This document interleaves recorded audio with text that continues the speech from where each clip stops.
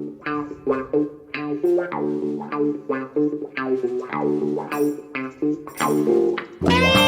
going to pass you the ball. Have you received it, sir?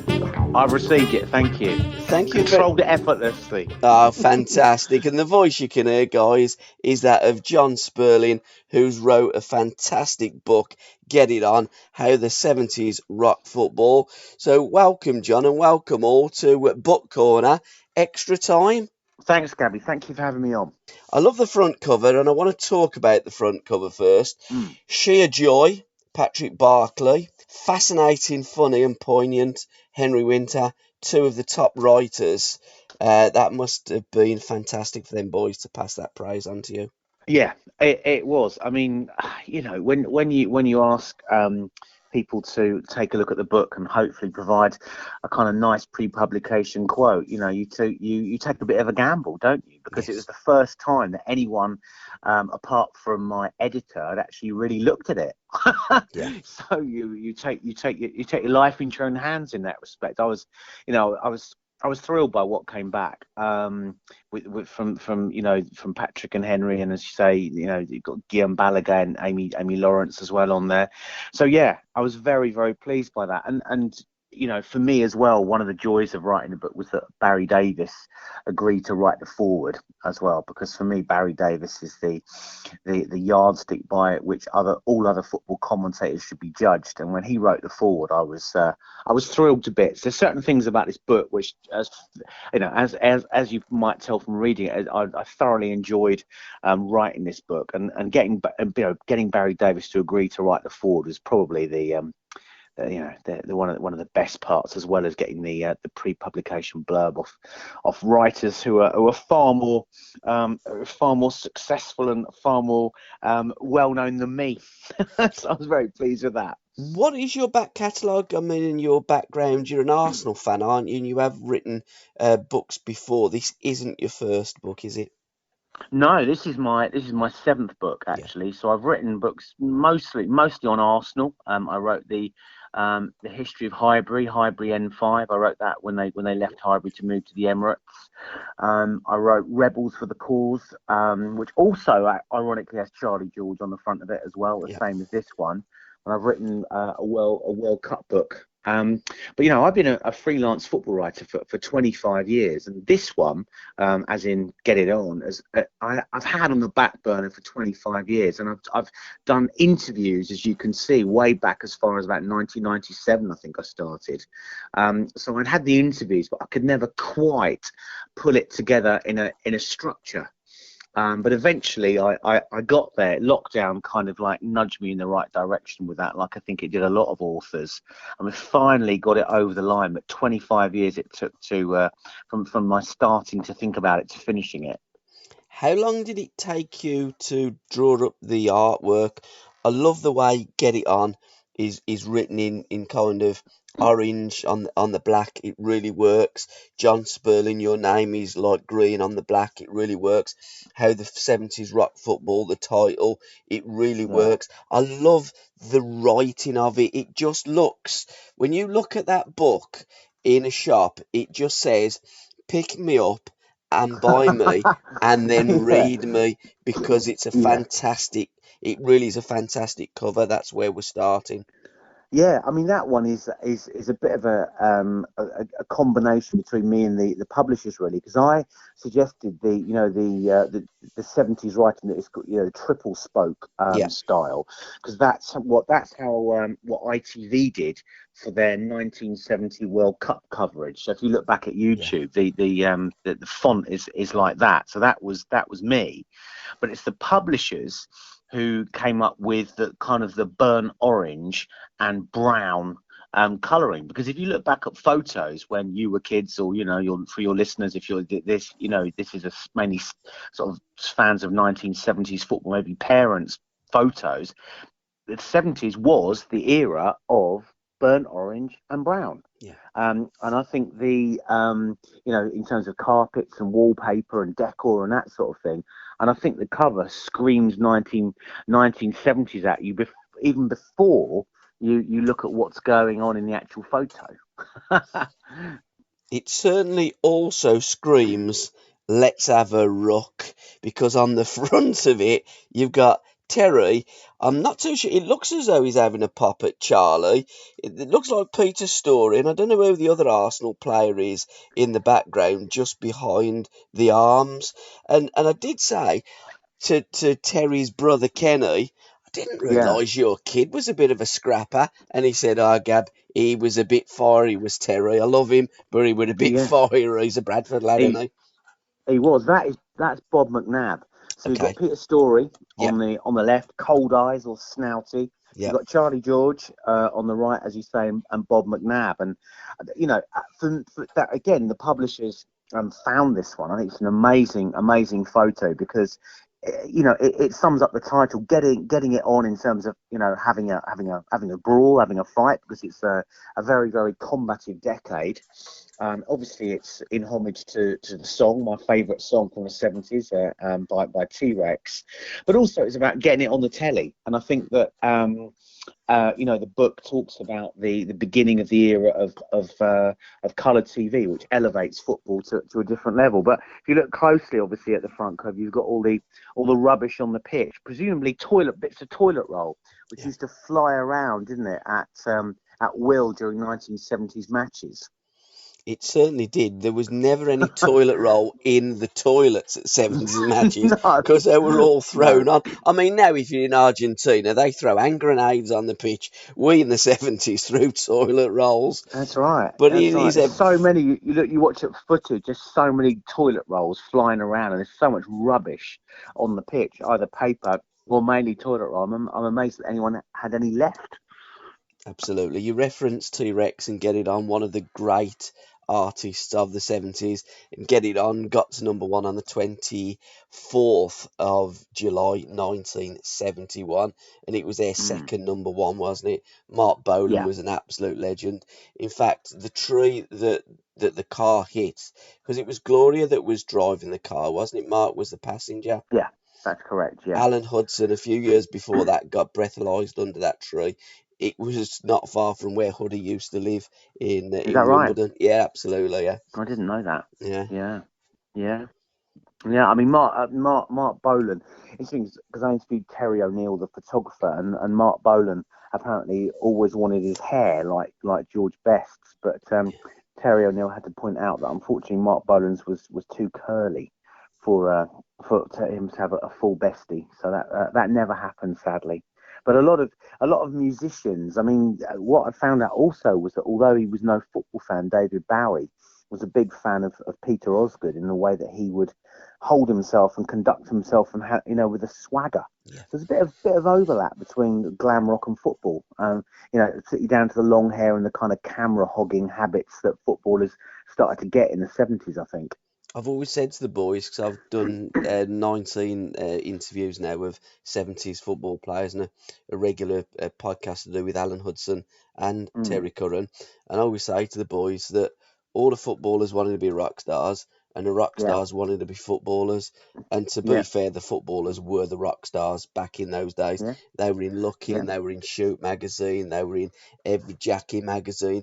They were on the front cover of everything, the footballers, and especially our Maverick players, and Charlie being one of them. He lost a finger in a lawnmower accident, didn't he, Charlie? Bless him. He did. I think that was when he was at Southampton. That was later on in the Mm, 70s. Yeah, but it is, and it's such a visual age, isn't it? I mean, the footballers started. We're talking 10 years, aren't we, after the ending of the maximum wage for footballers yeah, in the early 60s. So by the 70s, if you're a top flight footballer, you're earning a tidy amount. I think I worked out from talking to a few of them and Peter Osgood. I think they won what will be around now about 75,000 a year. mm, A tidy wage, definitely, but not enough to kind of catapult them out of the orbit of average, normal football fans. And I think that's probably because in the book, I don't claim that the 70s was necessarily a golden era in every way. You've got the hooliganism, you've got racism, you've got the stadium not in great shape. But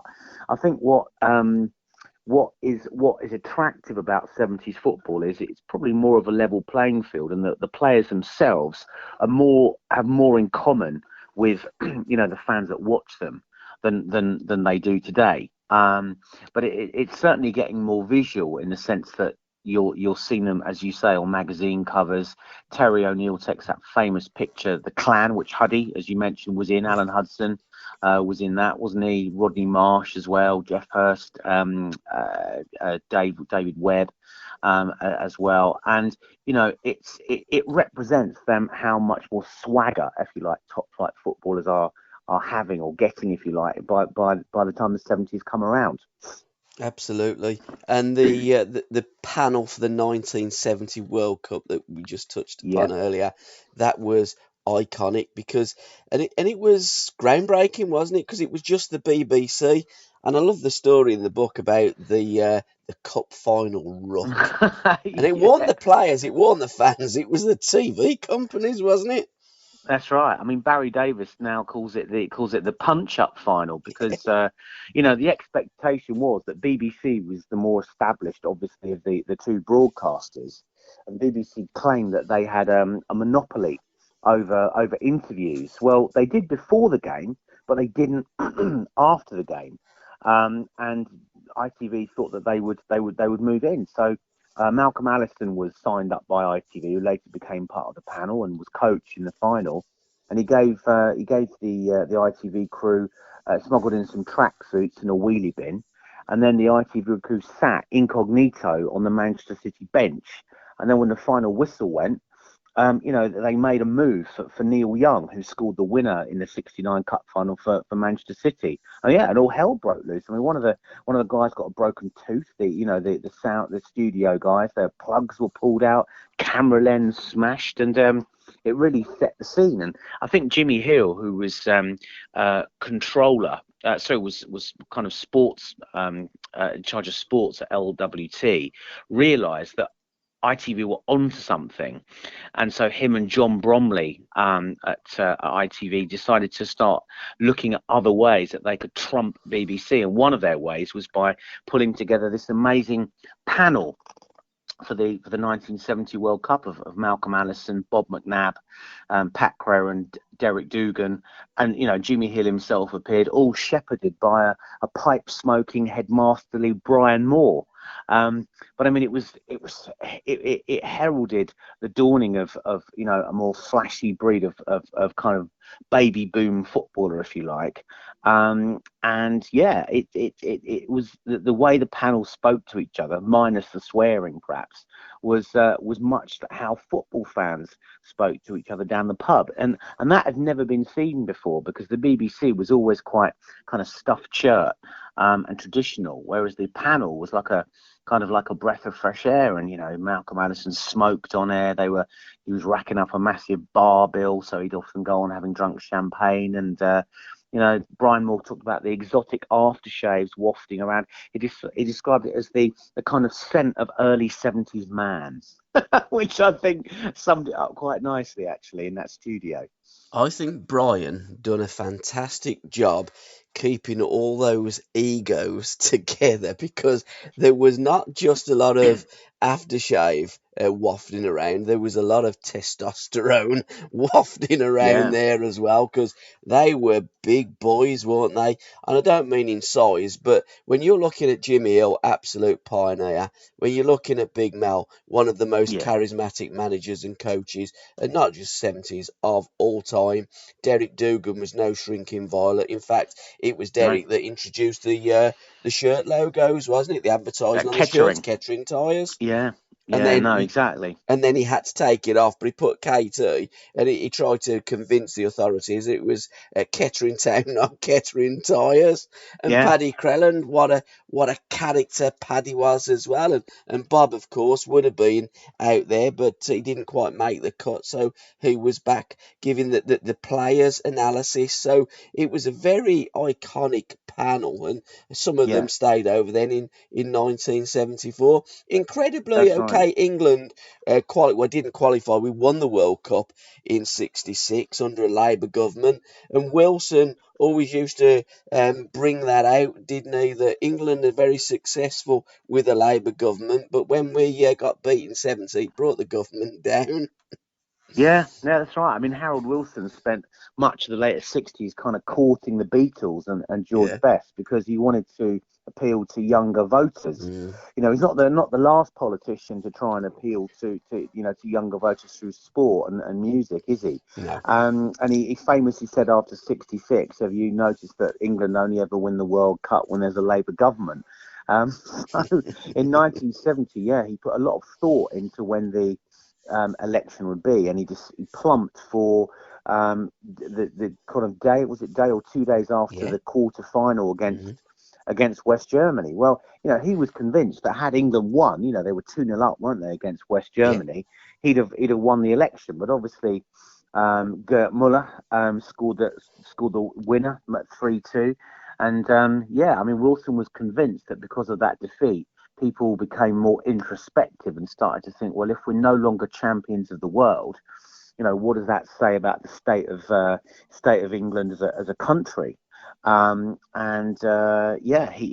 thought it made people more introspective, and it was kind of, for people, maybe the start of declinism. In other words, thinking that maybe things were better in the past. And in football, I guess that was the case with the World Cup. But I think, to be honest with you, I spoke to quite a few players like Jack Charlton and Brian LeBone and Alan Ball about it, and they didn't buy it. I mean, Brian LeBone, who was Everton captain, was I think he went to uni, and I think he was into economics in quite a big way. And he said, no, it's because a couple of days before the election, there was the balance of payments was proved to be in deficit. And what it showed is that Labour wasn't necessarily handling the economy as well as they claimed they were. And in general elections, it's normally about the economy, isn't it? That's what normally makes or breaks a government. But no, Harold Wilson was convinced to the end of his life that 70 World Cup cost him the election. But he did get back in, didn't he, the government, after Ted Heath had to go. He took us into Europe. And when we're looking at Europe, England football team's done a great job of conquering Europe in the 70s, didn't they? Well, they did. I mean, that's the remarkable thing, that it's almost like an inverse law. As quickly as the England national team declined, English clubs in Europe did really well. I mean, several clubs, Arsenal, Leeds, Tottenham won. Liverpool won UEFA Cups and Fairs Cups, as it was called. And then, of course, at the end of the decade, you had Nottingham Forest winning under Cloughy and Bob Paisley leading Liverpool to the European Cup. I mean, it's interesting. I mean, I'm going to cover it perhaps more in the 1980s follow-up to this. But why was it that at the time where England, the national team, struggled, the teams in Europe did well? And Clough was of the opinion that there are fewer variables in club football. You have your squad. In England, you can pick from a wider pool of players. The manager picks the team, and if you're England boss, you can often be swayed by what the press think. And I think that's what Don Revie's issue was, that at Leeds everything was fixed. Nothing ever changed. Right down to the players. Whereas at England, you never seemed to quite know the best style, the best players, or what he was doing. And for someone who was so set in their ways at Leeds, he was then the exact opposite as England manager. It's strange, but it's true that English clubs did very well in Europe in the 70s. I think you're right. I think the dynamics of managing a club team compared to a international side are completely different. Whereas Don, those Leeds players were all his family. They were like his sons, and he would play. They would have karaoke nights. They would have carpet bowls and bingo, etc. But when he tried to bring that to the national team with the Maverick players that we got, Alan Hudson, Frank Worthington, Alan Ball, go down Millionaires Row and talk to Bernie Winters rather than go and play the carpet bowls, it didn't work. Don was spoilt for choice, and he didn't really know what to do. But what he did do is that he had a get-together at an England training camp, and he told Rodney Marsh, Tony Curry, Alan Hudson, Stan Bowles and Frank Worthington that they were no longer part of his plan. Now, when you put those players and say, look, you're no longer in my plans, and also Ramsey was no fan of the Maverick player as well. No, And I think that no, when you look at the talent that England had, that both Ramsey and Reevy overlooked, and you could yeah, argue a little bit that Ron Greenwood brought back, he certainly brought back Tony Curry, because Tony only yeah, played the one game, Switzerland away under mm, Reevy. yeah, Alan played 2 games under Reevy. Supermax scored 5 goals and was never seen again. yeah, It's yeah. incredible. It is. It is incredible. That's right. I mean, that I think runs right through the book. The kind of tension between the new breed of footballer, born, after World War II. That they didn't live through the Great Depression. They haven't done national service, Mm.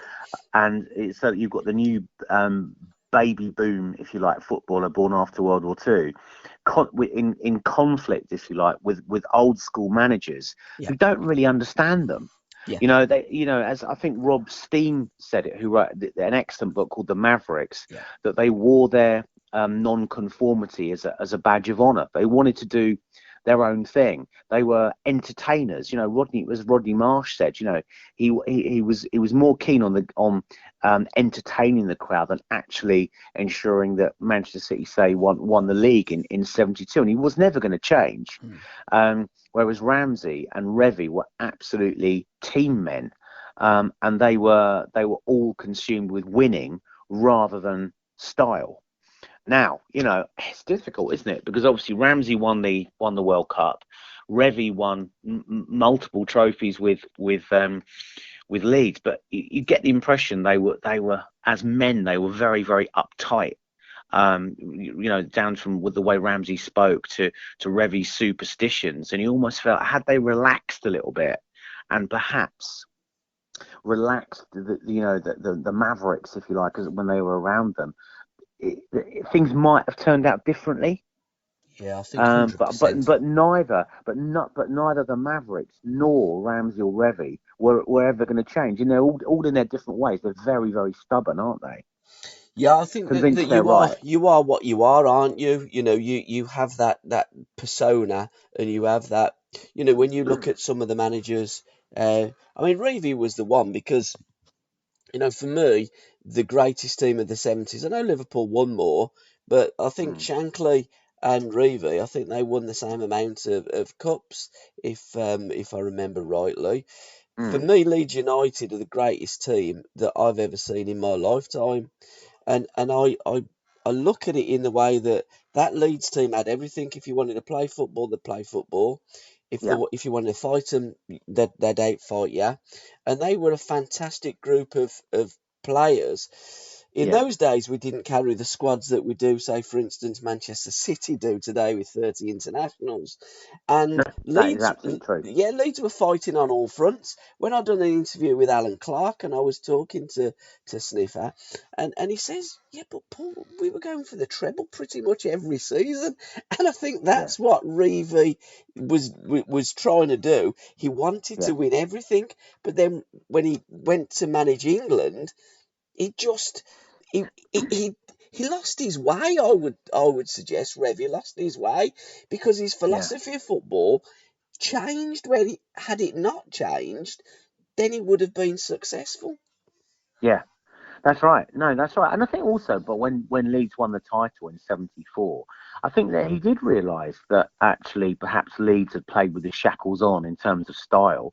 Mhm. And that Leeds team of '74 was fantastically entertaining and scored lots of goals on the way. But it was almost they're mud sticks, isn't it? And they were still called dirty Leeds, even though actually their disciplinary record in '74 improved a great deal. And even Brian Clough, Revy's mortal enemy, if you like, admitted that their style in '74 had been better. Yeah, I think again. I think it's almost a myth, and to this day, you'll still see on social media, dirty Leeds, dirty Leeds. But Yeah, yeah, all the teams had hard men in the Yeah, midst. I mean, yeah. people will say, Arsenal did. yeah, Yeah, Johnny Giles, he was a silent assassin. Yeah, but Johnny Giles had his ankle and his leg broke against yeah, Johnny Watts at Birmingham City and Eddie McCready at Chelsea. Now, yeah, there was no greater hatchet man than Ron Chopper Harris. Peter no, Storey was no shrinking violet. You got Norman Bite Your Legs Hunter. But it was almost as though in the 70s, where I think you're right, the colour TV was coming in, football was a whole new ball game. I know for lots of people they think it started in 92, but it started in 1888, the Football League did. But yeah, it was just getting to the cameras and match of the day, and they was yeah, almost trying to sell the game by giving tags to football clubs and players. And lovely chapter that you wrote talking of tags. Paul Trevelyan literally did give the tags to Don, didn't yeah. he? Have you interviewed Paul? It took me 37 minutes to get a word in with Paul. Yeah, Absolutely. he, yeah, Absolute legend, I did private yeah. message Steve Perryman and said, Steve, absolute respect. I think it took you 25 minutes to get a word in, but Steve Blimey, is yeah. twice, three times, 10 times the But person that what I am. amazing stories Paul Trevelyan has Legend. to tell. I mean, he started off trying to, because Paul Trevelyan, if, I don't know if your listeners know the full story. If they listen to the show, they will. But he worked for Mark McCormick, the Yeah, cartoonist, the visual artist out in America. And when he was out in America, he started to go to American sports. I think he went to see the Cleveland Indians. And what he yeah, saw is that their approach to sport was very different from English football. So they give out free caps, biros. They'd have events, dances, dancing troops on the pitch beforehand. They'd have tailgate parties in the car park. He said, this is nothing like English football. So he went to Bill Nicholson at Tottenham and said, I'd like to introduce some ideas, because he knew him, because Paul Trevelyan was a big Tottenham fan and grew up around that area. And Bill Nicholson said no. He said, we're not Tiller girls, thanks, Paul. But a mate of mine is Don Revie, and Don Revie was always very, very commercially aware. Because I don't know if we're going to go on and talk about this, but he also absolutely. embraced Admiral, Yeah, the replica kit craze as well. So Paul Trevelyan managed to convince the most hard-bitten squad in football, and ruthlessly professional, and Don Revie, to introduce sock tags, target balls, choreographed warm-up routines as well. And it took a while. I mean, in the book, I talk about when Jack Charlton basically tried to bodily remove him when he was yeah, trying to talk. But in the end, Jack Charlton came around to the idea, because I think that Leeds players realised that it was time that they probably embraced the more aesthetic, a more kind of joyful side of the game. And Paul Trevelyan, he got the guy who produced Tom Jones's records. What was his name? Les What's Reed. his name?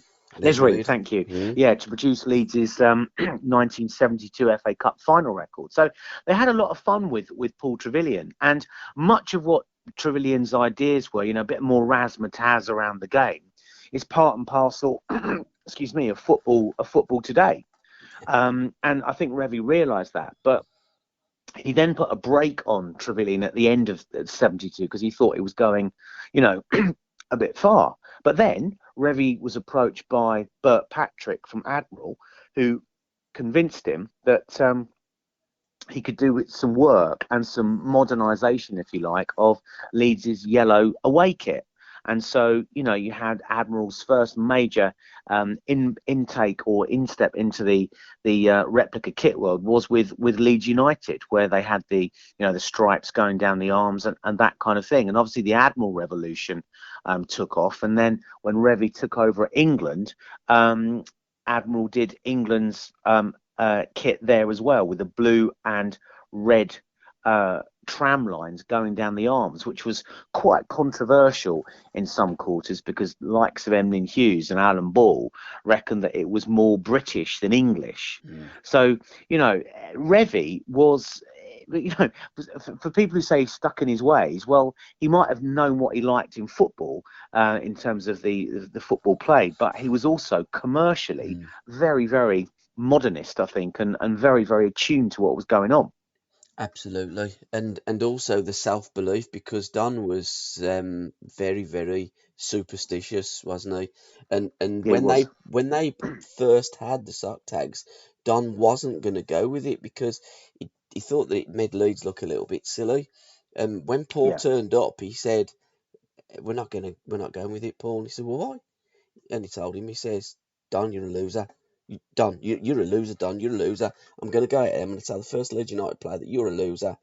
When I exactly, he said, when I spoke to Dixie and I was talking to Dixie, and I said to Dixie, did you doubt yourself when you scored 3 goals against Arsenal to give you 60 league goals in the season? George Cantwell scored 59, but that was in the second division. Did you self doubt? And Dixie said, "Paul, you wouldn't be in my team. You're a loser."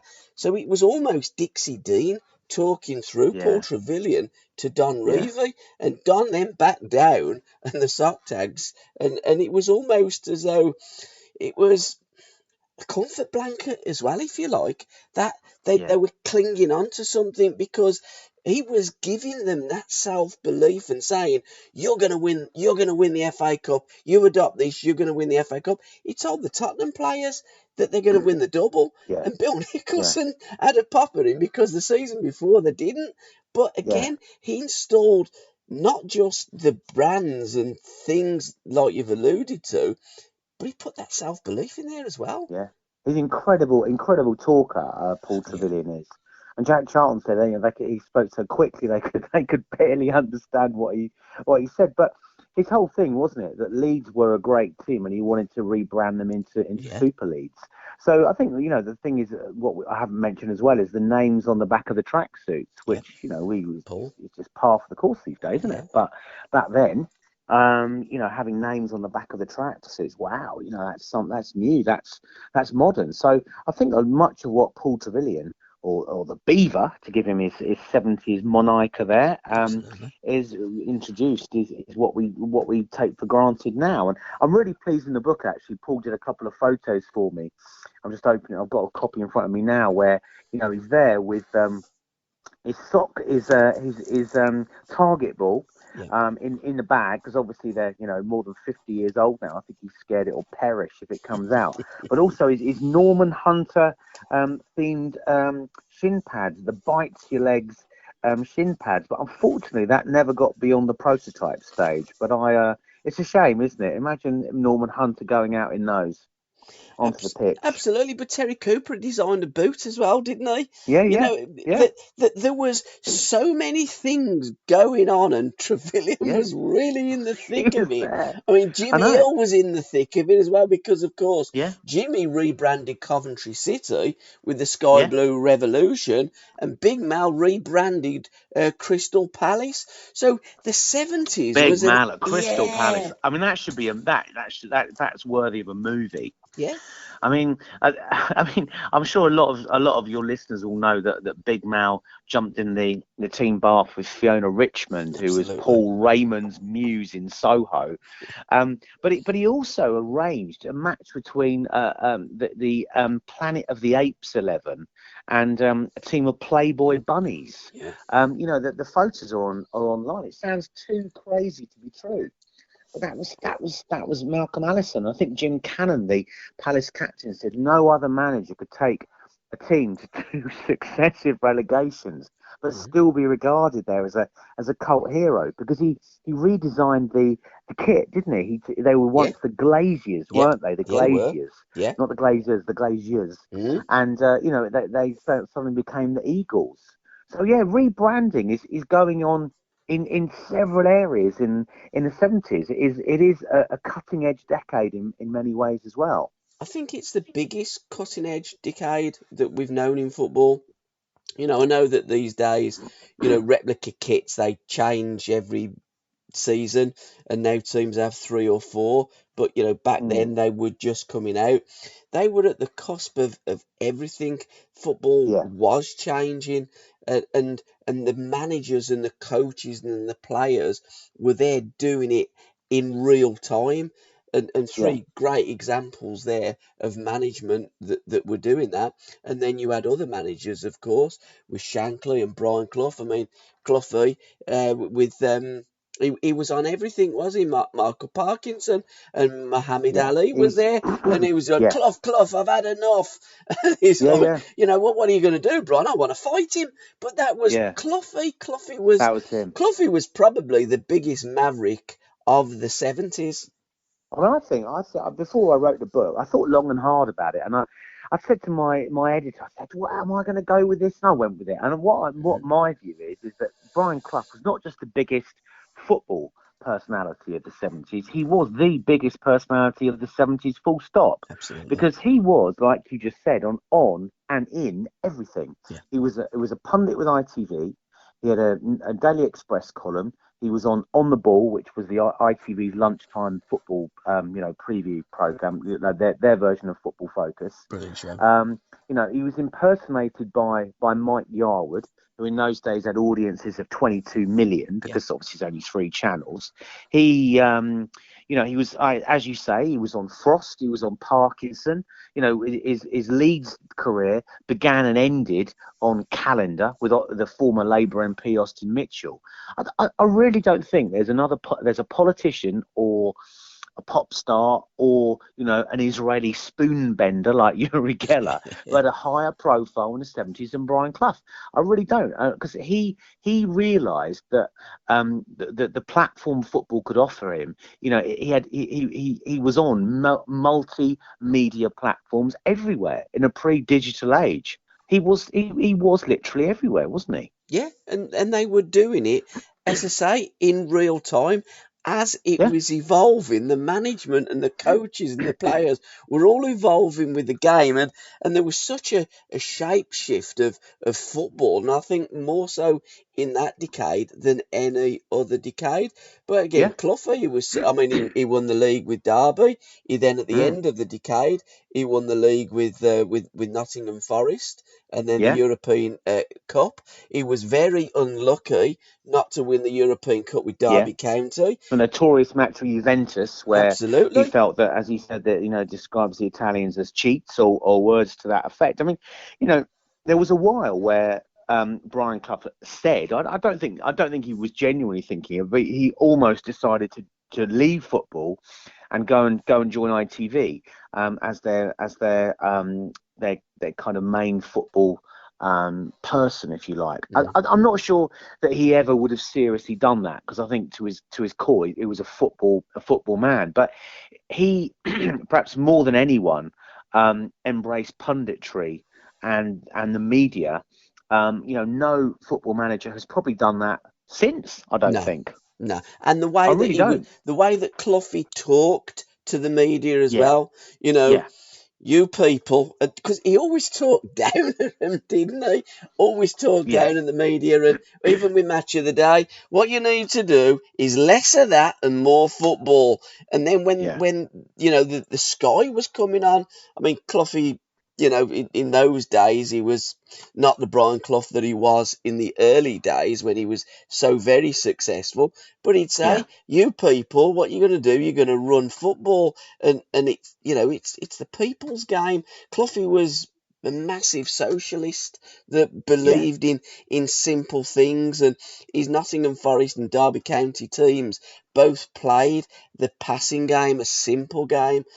Cloughie'd say, there's grass up there on the clouds. You play football, but it's down on the floor, so that's where yeah, you play football, on the yeah. deck.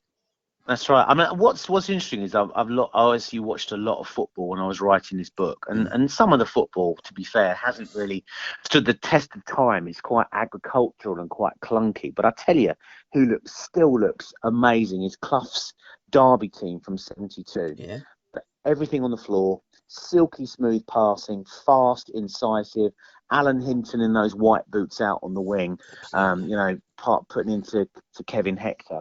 Derby and actually, unfortunately for England, that amazing West Germany team from '72 that took England apart at Wembley. They still look now as if they could live with and probably beat a lot of teams in the modern era. So Clough's the football that Derby in particular played was fantastic. You're right. You mentioned the white boots there. Yeah. Inton and Alan Ball both wore those white boots, and on Yeah. such muddy Hummel. pitches, it was incredible that you could still Yeah. see the white That's right. boots. On Match of the Day, I remember them painting the penalty spot on the baseball ground. I Yeah. think Jerry Daly was stepping up to take the penalty. The pitches that we had in those days, you had an array of teams that could win the league in the 70s. I mean, there's a Yeah. great book out about Alan Hudson's team, Stoke City, that Yeah. nearly won the league in Tony Waddington. Yeah. 75. Absolutely. I mean, Yeah. Waddington. I mean, I've never met Tony. I've read about Tony, but Alan talks so fondly about Tony. I almost feel that I do know Tony Waddington and the way Tony's brain worked. And if only Tony Waddington was England manager, because he knew how to treat players. Inside Yeah. forwards, he used to love to bring them from, particularly Man United, with his friend Yeah. Matt Busby, because he was a Busby baby, was there at Man United. His career didn't work out. He's manager of Stoke City for 17 seasons. We had longevity of managers. Yeah. We knew all our managers in the 70s. We didn't Yeah. change him every season. And when I say No. every season, I mean winter, spring, summer, and that's how we do it today. There's some teams that have 3 or 4 managers in one season now. Like Watford, yeah, that's right. I Absolutely, mean, yeah. you mentioned about it being a more level playing field, and I think you're right. I mean, I think the '70s is the era of the provincial club. I mean, you've Yeah. got Derby and Forest who win the league, and Forest go on to win the European Cup. But you've got teams winning the FA Cup from the second division, like Southampton and Sunderland. You've got Ipswich winning it as well, and I think it was more of a level playing field. And I think you've also got a lot of you mentioned Stoke. A lot of what ifs. I mean, Yep. you've got the fact that QPR only missed out on the title by 1 point in 1976, haven't you? Yeah. You've got the Manchester City team of '72 being foiled at the last. There's a lot of what ifs, and I think that adds to the drama of the '70s. But yeah, it was more of a level playing field because in those days teams shared their gate receipts. Rather than the home team keeping them all now, which kind of is swayed in favour of the bigger clubs, isn't it? It's pre-sponsorship, pre-TV deals. So, yeah, it was more of a level playing field. And I think that is probably, as I said at the start, what makes the 70s quite attractive, or 70s football quite attractive to many people even now. Absolutely, and some of the golden goals that we saw in the 70s, none greater than in 1972 with Ronnie Radford when he Yes. scored that wonderful goal. I had the pleasure of Pat Howard's company for a podcast, and Yeah. Pat said it whistled over his head, and he said, I looked at it and thought, it's got half a chance of going in, that has.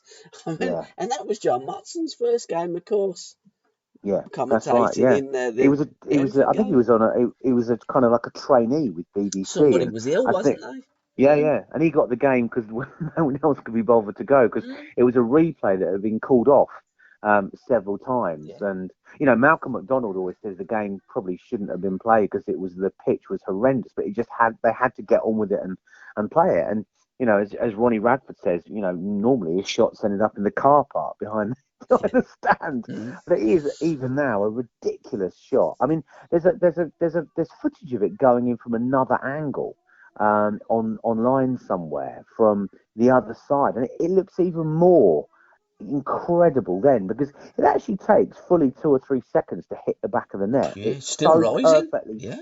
yeah, no, Mm. it's so perfectly struck that Ian McFall in the goal I mean, he's never going to get near it. Malcolm McDonald's in the other half, and he said from the way even Ronnie Radford shaped his shoot, he just thought he got no chance of saving that, pal. Mm. To Ian McFall, but it's probably, I think, the 70s moment, certainly from an FA Cup point of view, that win, because it's everything that people perhaps think 70s football was. You've got the mud, you've got the English winter, You've got the packed terraces. You've got the friendly pitch invasion. I mean, pitch invasions in the 70s were not always friendly by any means. Yeah. So it's almost like an idyll of what people think English football used to be like. And maybe for that afternoon, it was perfect. Absolutely, and we had minor strikes and we had 3-day weeks, and I think the Yeah, game was played during the day because we couldn't put the floodlights on during the night because of the power cuts, etc. The fact that's that right. Hereford might not have had proper floodlights, I mean, in modern times, you probably have 4 Ford Fiestas at each corner, and they'd probably give you more light than what the Yeah. floodlights would back in those days. But I Well, in the mean, next, yeah, well, I mean, in the next round, when Hereford played West Ham, yes. they had a replay. Yeah, they drew 0-0 at Edgar Street. They played West Ham in a midweek replay, and people expected one man and his dog to turn up. It's 42,000 there. Yeah. I mean, Nick Hornby wrote in Fever Pitch that when Arsenal played Derby in an FA Cup replay, again, Nick Hornby thought I was the only one there. Arsenal pulled in 62,000. Yeah. Nick Hornby was like, "Why isn't everyone at work?" Yeah. Yeah. No wonder. No wonder the country's going to the dogs, kind of thing. So yeah, those midweek replays it came about because of the miners' strikes. There was a shortage of coal, and so yeah, they had to cut back on energy output. It's yeah, interesting. And Santos as well. They played at Sheffield Wednesday, and there was a similar amount of fans there at Wednesday that day as there was at Yeah, Villa Park. We had American teams like the New York Cosmos, the Tampa Bay Rowdies. They'd come over and they'd play games in the 70s. So even over in America with the NASL, they'd come over and they would tour. And it wasn't just the English game. It was a global game back then. It was almost like, do you remember Kerry Packer's Flying Circus when he yeah, invented the one-day internationals? It was yeah, the football equivalent of all of that rolled into one, and it was just a pioneering, groundbreaking decade. yeah. No, it Purple was. I mean, tracksuits as well in finals. What was all that about? in what? Sorry, purple Purple tracksuits. What you say? tracksuits in finals. Yeah, yeah, 1974, if you look at it, yeah, Malcolm come out, yeah, they got purple tracksuit tops. yeah, That was because one of the directors had got a sports shop and they couldn't yeah. flog them. Yeah, the vivid colours. I mean, Rodney Yeah, Marsh said that when he appeared in his first Manchester derby at Man United, the City subs, or he was sub on the bench. He warmed up in a banana yellow tracksuit designed by Malcolm Allison, which, as you can imagine, got a lot of attention off the Stretford end. But then he Manchester City won, and Rodney Marsh scored, which kind of silenced them. But yeah, the flamboyance of the swagger of the 70s, not afraid to experiment in that way, definitely. and Manchester United get relegated in the 70s as well. What was all that about? I mean, they'd won the European Cup in '68, and then six Yeah, seasons after they're getting relegated. It was a decade where literally anything and everything could could happen happen. and did. Because I mean, yeah, in the mid 70s, I mean, yeah, as you say, Man United went down in part because Matt Busby perhaps allowed that '68 European Cup when he seemed to age, Yeah. and George Best went off the rails. He said he just got fed up with the fact that Charlton and Law and the others were aging, and he got fed up. But Busby left, and then because he was direct to the newer managers like Frank O'Farrell, felt intimidated. But So did Wilf. in Yeah. the mid 70s, yeah, you've got Arsenal and Tottenham. I mean, Tottenham went down. Arsenal were in relegation dogfights for 2 years in a row. Yeah. It was a real topsy turvy, bizarre decade. And I love the chapter in your book as well, the superstars. What Oh a yeah, series that was. I know it wasn't yeah. football, but it was football players. And it really showed how the footballers, I wouldn't say were unfit, but the cyclists and like judo, Brian Jacks, of course, was so successful. But Malcolm done well, Kevin Keegan done well. Stan Bowles only took part for a bet.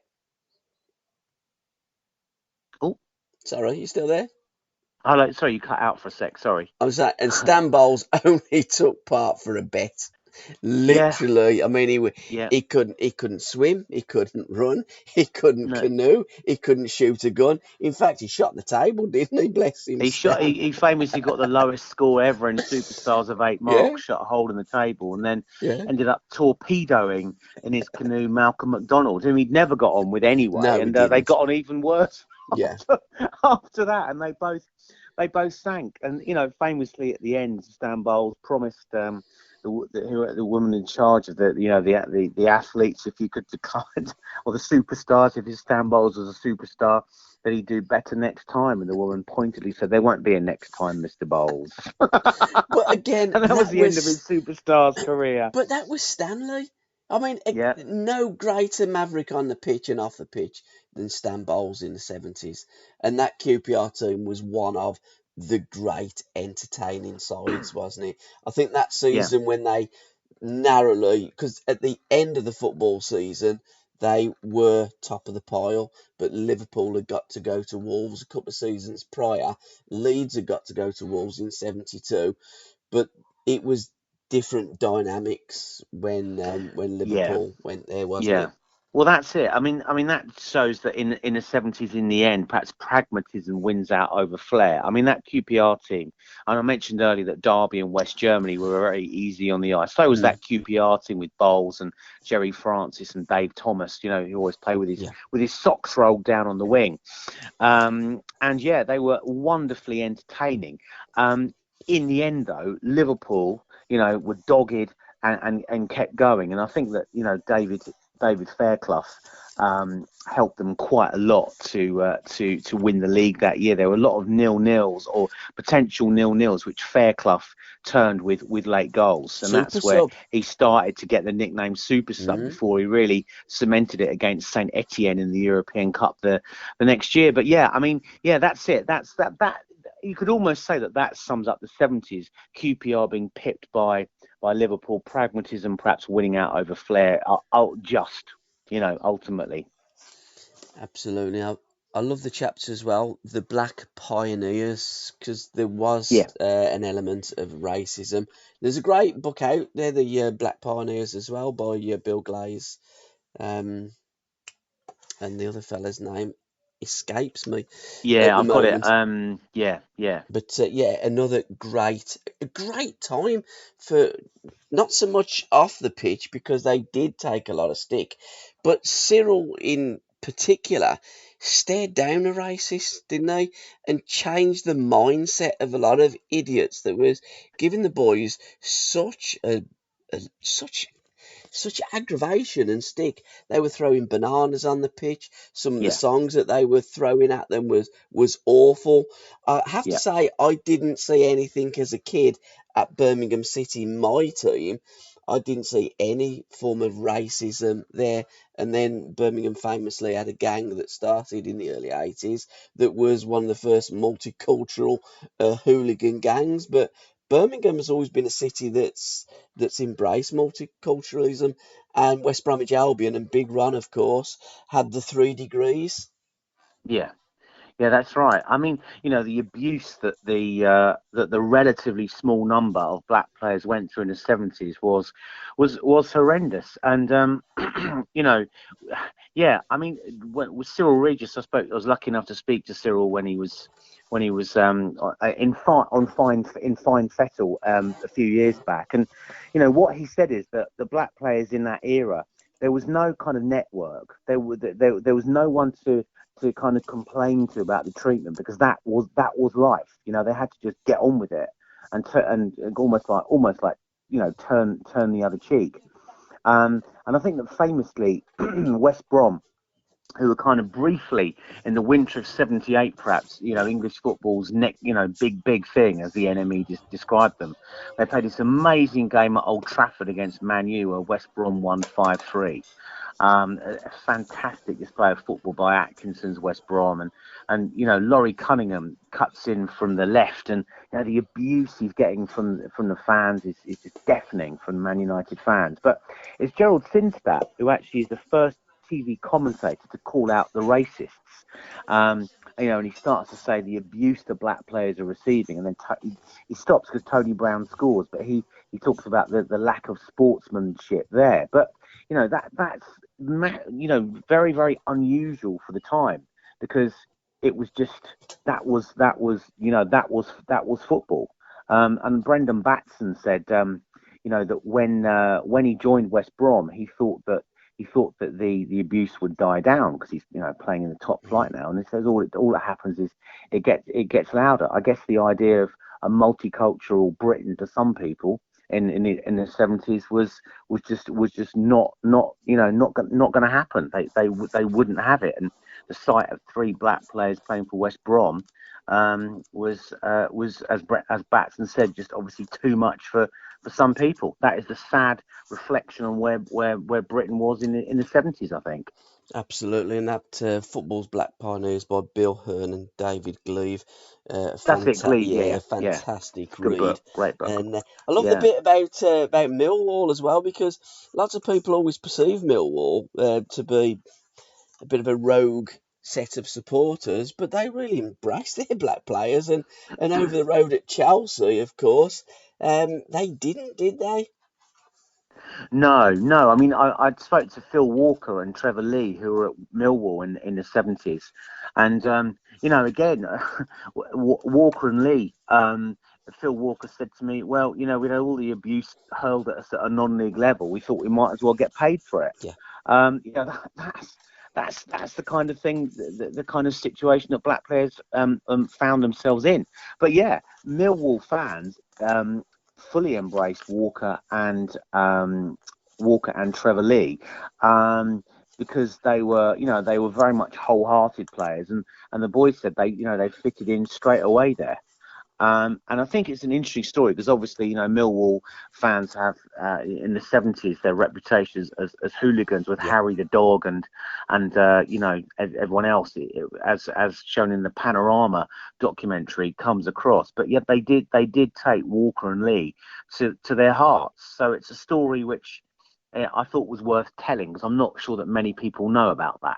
Absolutely. They took their first black player, Frankie Peterson, to heart as well, who didn't play for long, but was a tremendous football player, a friend of Barry Silkman, and Silky tells a wonderful story of Frankie Peterson. But yeah, I mean, even the TV program. Frank Peterson, he had a. Did you know that he had a walk-on part in the movie of Porridge? Absolutely, yeah. Yeah. I was just going to talk about that, because Oh, I'm sorry. I'm sorry for butting in there. No, we had like We're Porridge. competing as to when we can get that story in. We had Porridge. We had On the Buses, because Bob McNabb, again, Yeah. not just in magazines, but they were in prominent comedy programs like Porridge and On the Buses, and two of the biggest programs that we had in the 70s. Footballers involved in that. No, definitely, absolutely. I mean, I think Bob McNabb, as you say, he was supposed to be with a team. They never ended up playing, did they? In the end, I think he had McNabb wasn't in action in it, but he was in On the Buses, wasn't he? Yes, he was On the Buses. Yeah, definitely. And you've got all the links to football in Porridge as well, especially about Mackay. Alluding to Dave Mackay, but obviously there, the joke's aimed at Mr. Mackay, the prison warder. So yeah, comedy and football, as well as music and football, have quite a lot of links in the 70s as well. Because Malcolm McDonald was mentioned on a couple of occasions in The Likely Lads, wasn't he? Yeah, well, they had that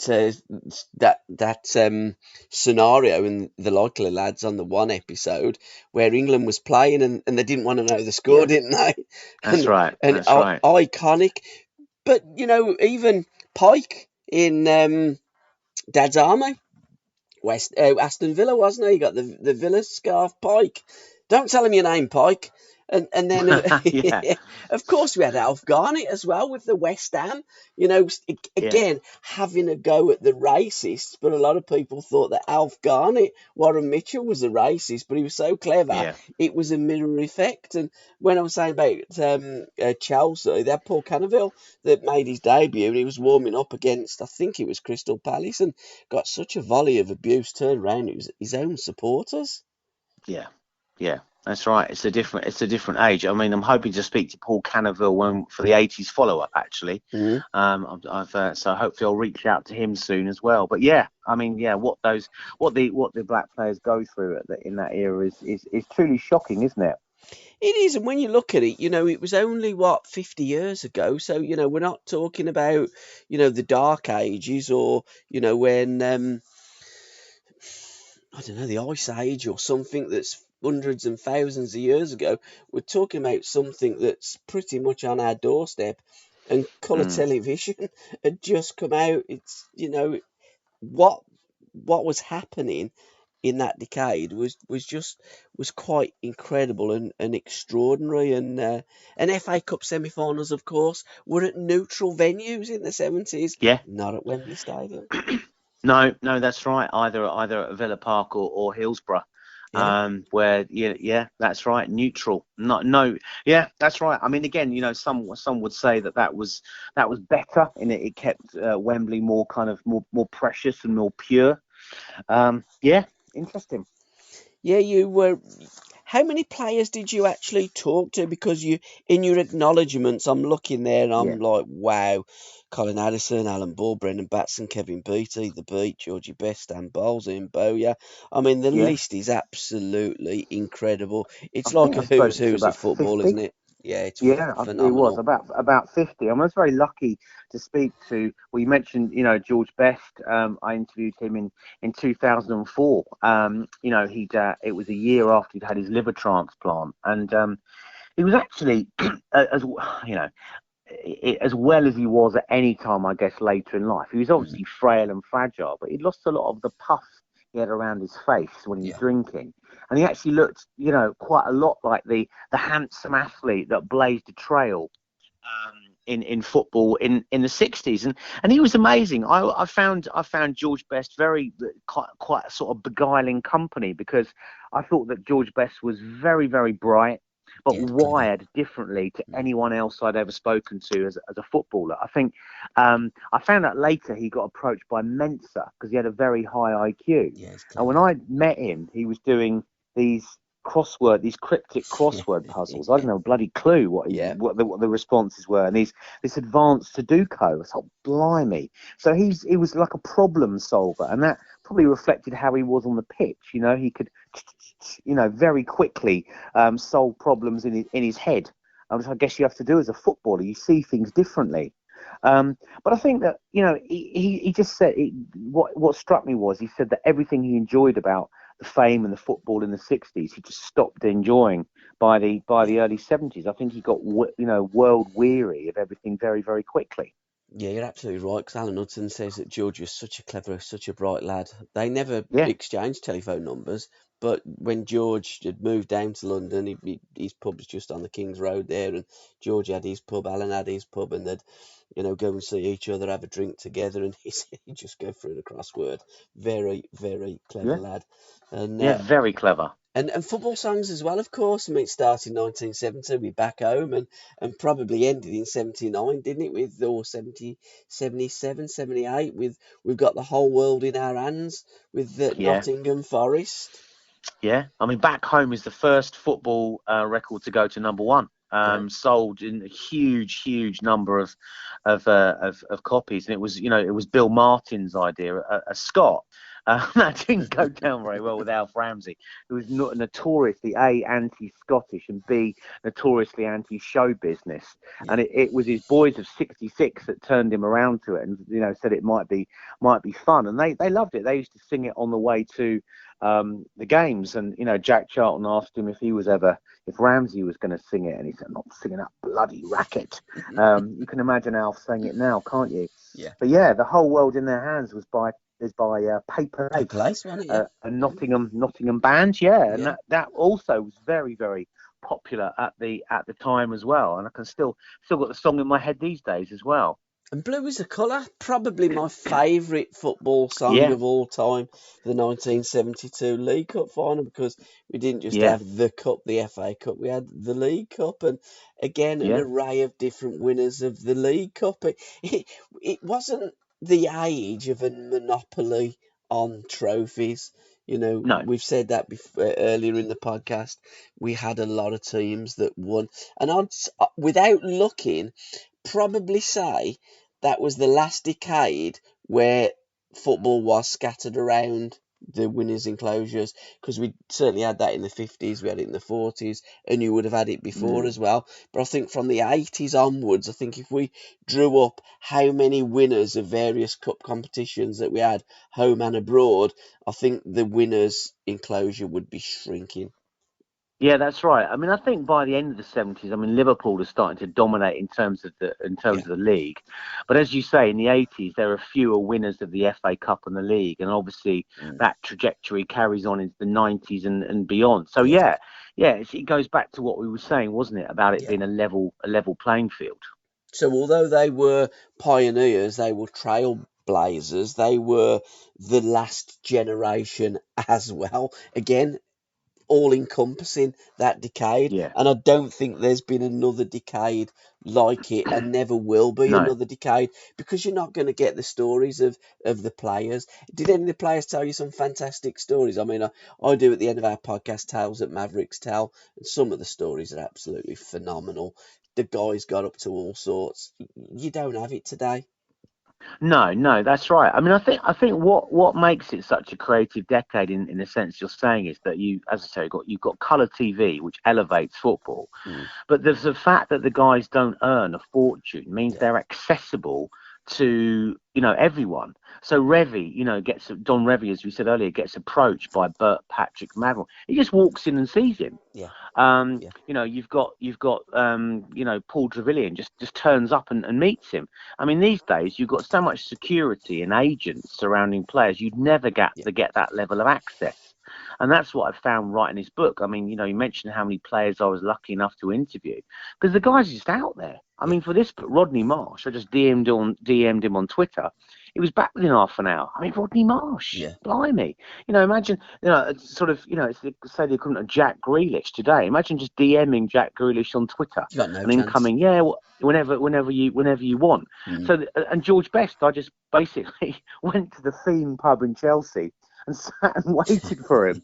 And the barman goes, he'll be in a bit. And there he was in for half an hour, and he got to speak to him. And it's the last generation where you would be able to do that. Definitely. Absolutely. And what that means is that you can get a real kind of cross-fertilization of ideas in a way that you couldn't possibly get today. Yeah, absolutely. And players that had testimonials, of course, in those days. And when you look at the amount of appearances that players played for a certain club, you could almost name the 1 to 11. I mean, I'll give you a great example. Steve Perryman. How many? I know he's Tottenham and the North London rivalry, but I mean, how many games did Steve Perryman play for the Spurs? You wouldn't get that again today, would you? You couldn't get it. No, you wouldn't. That's yeah. I mean, you get occasional examples like Tony Adams at Arsenal and Paul Scholes and stuff like that, but it's getting increasingly rare, definitely. Yeah, absolutely. Well, it's been a fantastic trip down memory lane. And I thank you so much, John, for your time. It's a fantastic read, a lovely book. By. Oh, it absolutely does. What's the easiest way that people, because ultimately what we want people to do is buy the book, because it is a fantastic book, and it's a thick book as well. The thing that I love with books is that you own it and it's there. It's a work of art. Without books and podcasts, the game and all the memories and the awards and the goal scoring charts, they all seem to erode over time. It's like the sea going over on the pebbles and it just washes them away, and it's something that should never happen. And with books like yours, and podcasts as well, and talking to players and getting the memories about those halcyon days of the golden decade of football, the memories never die. So thank you very much, sir, for this. It's monumental, and I'm looking forward to your Pleasure. 1980s book as well.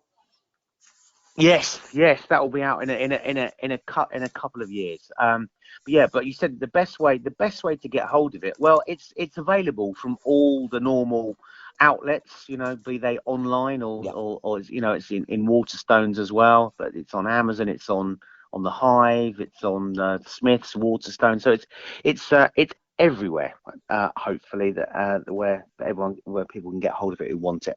And how can people hook up with you and say, Jon, that was a fantastic read. I absolutely loved it. Yeah. The best way is Twitter. So I'm on Twitter at Jon Spurling 1. Can I thank you again, sir? It's been an absolute pleasure, a joy, and an honour to talk about literally, it was the beautiful game. And we didn't even get to talk about the World Cups, of course, because the Dutch did play the beautiful game. They played total football. They did. Yeah, and we just had everything in the 70s. We did. In abundance. Absolutely. And it's just good, fantastic. bad, and ugly. Absolutely, and that was a film as well, of course, wasn't it? Butch Cassidy and the Sundance Kid, you know. That's right. That's right. It's been a pleasure, a joy. Thank you so much, and we will reconvene when in a couple of years' time when you do your 80s book, because I'll be looking forward to reading that as well. Thank you very much. Cheers, Jon. It's been a pleasure. Thank you, sir. Cheers. And thanks for listening, guys. Cheers. Good night. Cheers.